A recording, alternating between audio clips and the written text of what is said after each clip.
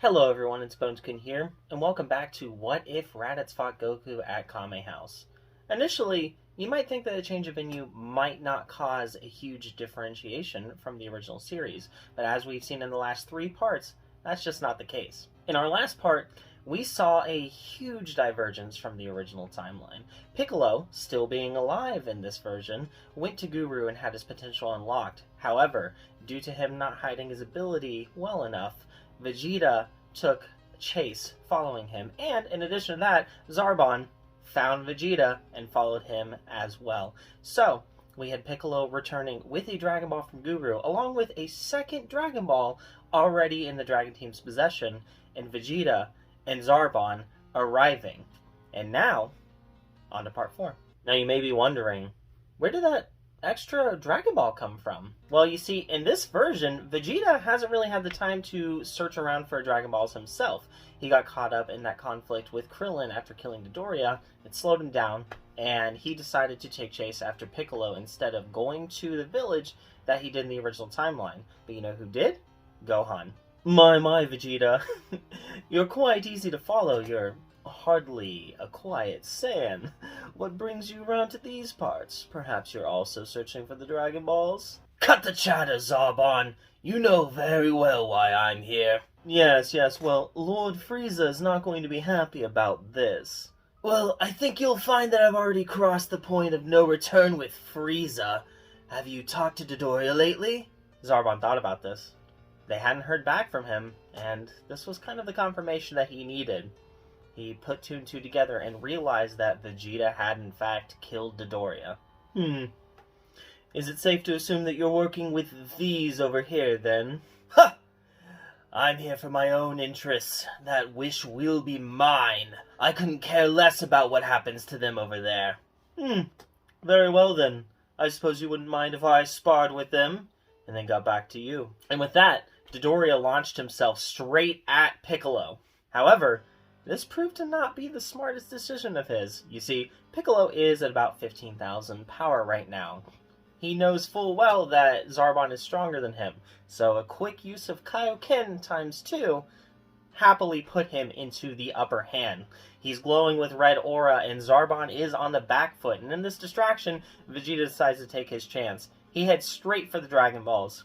Krillin and Gohan are in his way, but the two of them, even combined, are not able to stand up to the mighty 24,000 power that Vegeta possesses. He snags one of the Dragon Balls, and then he grabs the second one as well, and he pieces himself out of there. In this moment of distraction, Piccolo gets kicked directly into the ground. Zarbon decides not to try and get the upper hand on anything, though. He takes chase after Vegeta. Piccolo, however, stays behind and makes sure that everyone gets healed up just fine. Dende is there. He manages to heal all wounds, and after a short amount of time, Piccolo decides to try and take chase as well. They need to get those Dragon Balls back. They have no choice. Vegeta is on the run, but Zarbon is a little bit quicker than him. He does catch up, and the two of them stop to have a little conversation. Zarbon, these Dragon Balls are mine! Now, Vegeta. I think you know very well that I cannot allow that to happen. What do you think you're going to do? You got pummeled by that green man back there. You can't stand up to me. Oh, Vegeta. I think that you'll find I can. And with that, he transforms into his monstrous state, deciding to get business done, figuring that Piccolo will be soon behind. And he does finish the job fairly quickly. He pummels Vegeta into the ground and leaves him for dead, grabs the two Dragon Balls, and decides to go. Piccolo, on the other hand, does catch up to the battle to see a Vegeta in a state barely hanging on to life. You see, in the original series, Zarbon also left him for dead, and in this case, someone has to intervene or he's not going to make it. Piccolo thinks to his past. He knows that he used to be evil himself, and he managed to be accepted into the fold of the Dragon Team. Despite those faults, and despite the history, he knows that Goku and Krillin both allowed him to live, and he decides, this man right here, who is he to let him die? Therefore, he grabs Vegeta instead of taking pursuit after Zarbon, and goes ahead and heads back to the campsite. Meanwhile, Zarbon makes it back to the ship. Frieza is very pleased. Oh my. How very grand. Now I have all 7 of the Dragon Balls. I do think this is cause for celebration, Zarbon. Whatever happened to Dodoria? Lord Frieza, I do believe that I've caught word that he has perished at the hands of Vegeta. Vegeta, you say? I expected that he would betray me eventually, and I suppose that this was the right time for it. Well, no matter. Where is he? I left him for dead. Oh my, how very cold-blooded of you, Zarbon. I must commend your efforts. However, did you ensure that he was in fact dead? No, Lord Frieza. It seemed inevitable. Well, no matter. Let's go summon this dragon. And with that, they attempt to go ahead and summon the dragon to no success. They can't figure it out. Frieza becomes very angry.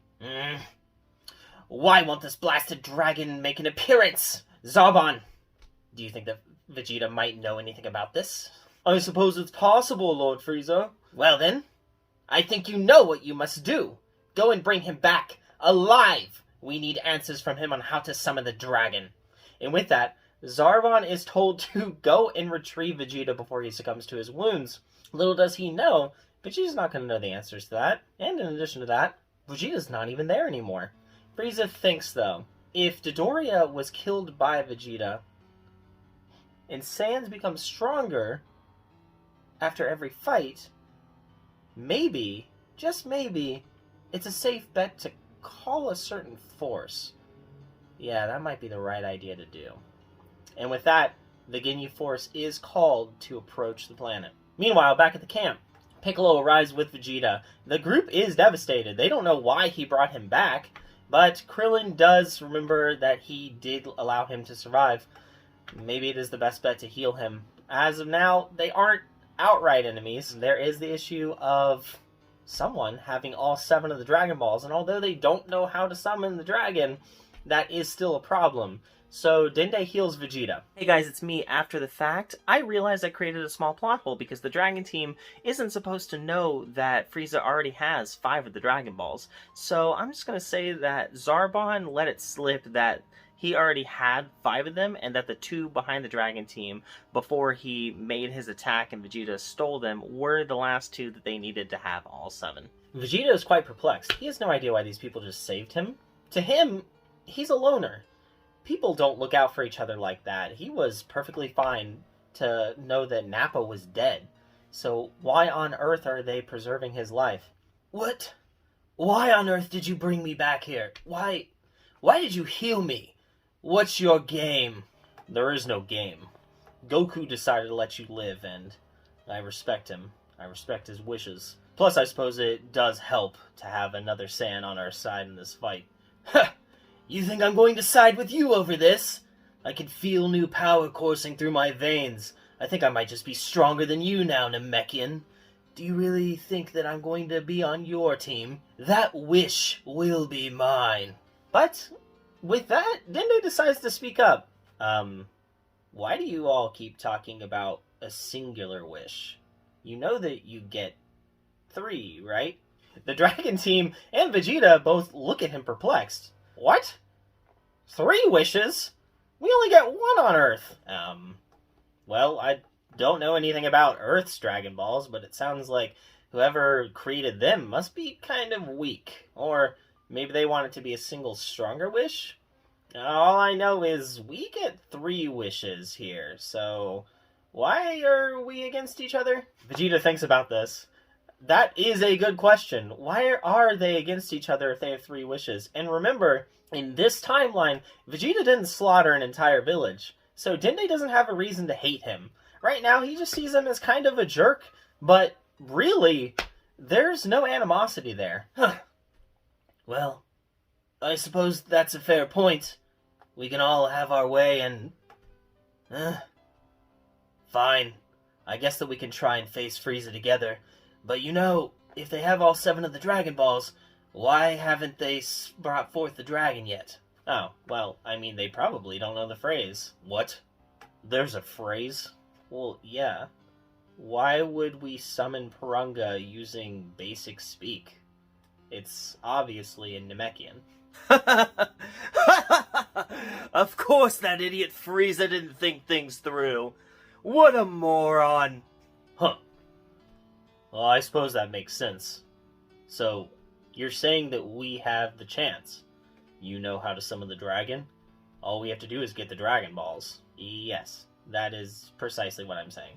And with that, this new team of Vegeta, Krillin, Piccolo, and Dende are formed, and they need to plan, essentially, a heist to break into the ship and take the Dragon Balls right under Frieza's nose. And that's where we're going to leave things for right now. So what'd you guys think? Is this an interesting little team up here? There's a lot less animosity in this. The team's willing to work together. So Vegeta and the Dragon Team don't have quite the divide that they had as early on in the series. Now, that doesn't mean that Vegeta doesn't eventually want revenge against Goku. Who knows how things are going to go? And speaking of that, Goku and Raditz are on their way. They could show up at any time. So, leave a comment below. Let me know what you think is going to happen next. Until next one, guys. Bye.